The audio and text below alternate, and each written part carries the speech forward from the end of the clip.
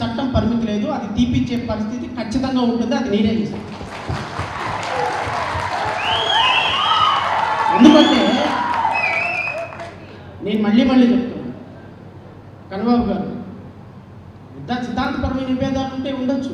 Madam Gita గారు 24/7 ప్రజల కోసం కష్టపడతారు, ఇంక్లూడింగ్ మీ ఆల్సో. ఇక్కడ కూర్చున్న ప్రతి ఒక్కరు, ఇక్కడ కూర్చున్న సిపిఐ అన్న, ఆమ్ ఆద్మీ పార్టీ, సిపిఎం, వీళ్ళందరూ 24 గంటలు ప్రజల దగ్గర ఉంటాం, మాకు ఇంకో వ్యాపకం ఉండదు. కానీ సినిమా స్టార్స్గా వచ్చిన వాళ్ళు డైలాగ్ నీది కాదు, పాట నీది కాదు, మాట నీది కాదు, స్క్రిప్ట్ నీది కాదు, డ్యాన్స్ నీది కాదు, ఫైటింగ్ నీది కాదు, నీది ఏమీ కాదు. ప్యాకప్ అనగానే వెంటనే ప్యాకప్ వేసుకుని వెళ్ళిపోతున్నాయి. రియల్ స్టార్ వేరు, రియల్ స్టార్ వేరు. Because Kalyan is a real star, he can't be a real star at all. ప్రజాస్వామ్యంలో ప్రజలకి నాయకుడు అవసరం ఉంటుంది. నాయకుడు ఎక్కడున్నాడు అంటే, ఎక్కడున్నాడు ఎవరికి తెలియకపోతే నాయకుడు ఎట్ట అవుతాడు?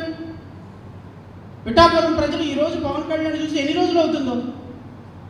పవన్ కళ్యాణ్ అనేటువంటి వ్యక్తికి పోస్టు రావడానికి కారణం కాన్స్టిట్యూషన్లో పర్మిసిబుల్ అవ్వి ఉండొచ్చు, కానీ వచ్చిన తర్వాత నీ వల్ల సమాజానికి ఏం జరిగిందో ఒక్క హామీ అయినా ఇది నేను చేశాను అని చెప్పమనండి, నేను ఇంకోసారి మాట్లాడి గౌరవ ఉప ముఖ్యమంత్రి గారి గురించి.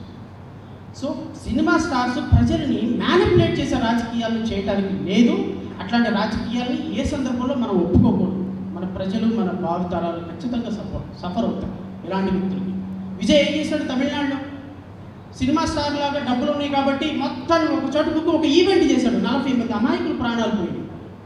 ఆయన చేసినటువంటి ఒక చిన్న తప్పు వల్ల, పవన్ కళ్యాణ్ చేసే చిన్న తప్పు వల్ల 4 లక్షల కుటుంబాలు ఈ రోజున రోడ్డును పడే పరిస్థితి ఉంది బికాస్ ఆఫ్ నకిలీ మద్యం. సో దయచేసి ప్రజలు అవేర్నెస్ తీసుకొచ్చుకోండి. రియల్ నాయకుల్ని నమ్మండి, రియల్ నాయకులను మాత్రం నమ్మొద్దు. Thank you so much. అది ఒక